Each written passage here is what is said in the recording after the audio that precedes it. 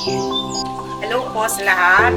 Ako po si Berna Mabini na taga-Dipig po ng Pilar San Mariano Isabela. Isa po akong guro for almost 9 years po at isa na din po akong hub racer ngayon.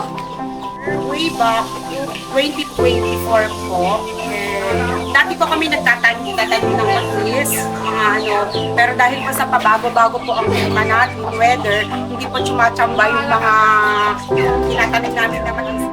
One time po, sinabi ko po sa asawa ko na why not kaya nag-try natin na mag-alaga ng baboy, magpatayo po ng piggery. So, ito yung pinili namin na location, na farm namin. So, kaya nag-start po kami ang una po, nagpatayo po yung unang pinatayo namin. Then, nagsimula po kami sa, bumili po kami ng piglets na 20 piglets. Tapos, ginawa po namin inahin yung apat. So, yun po, doon po kami nag-start.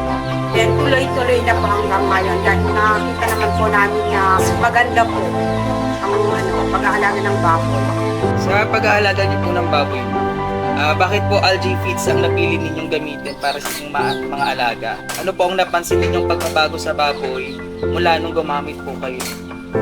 Actually po, pangatlong feeds na po ito na ginamit namin.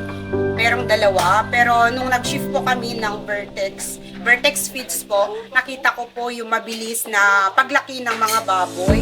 Nakuha po ba natin yung target na kilo po natin per month hanggang mabenta po natin ito? Yes naman po, umabot po siya ng 130 kilos.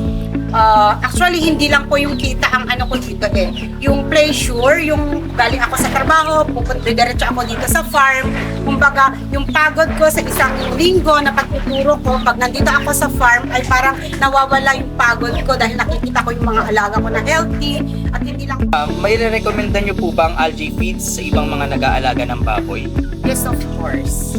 Kasi, ano po, maliban po sa mura siya, quality pa po yung feeds ng algae. Ang nagustuhan ko pa po dito is yung sa technician ninyo po na dahil sa masipag na technician nyo, sa tulong niya po si Sir Paulo, marami akong natutunan sa kanya kung paano mag-castrate, paano mag-inject ng iron, vitamins sa aking mga alaga, sa aming mga alaga po. Ano po yung pinaka naging challenges ninyo sa pag-aalaga ng baboy po? Mahirap po ba sa oras, pagod o management? Paano niyo po ito na-overcome? Sa time po, kasi kung minsan pag nasa trabaho kaming dalawa ng asawa ko, meron kami iwan dito na nagbabantay. Na-experience din po namin yun, namatayan kami ng tatlong kasi iba pa rin po talaga yung tayo mismo na may-ari ng ang mag-aalaga mismo kasi alam natin yung mga do's and don'ts o yung mga dapat at hindi dapat gawin sa pag-aalaga po ng baboy. So, we experienced that po. Tatlong ang namatay. Lilitsyonin size po pero okay lang po. Ang tumatak po sa isip ko yun is normal po yun sa nararanasan ng mga nag-aalaga ng baboy kasi yung mga napapanood ko po ng mga malalaki pang pig farm ay hindi lang po yun ang na-experience nila.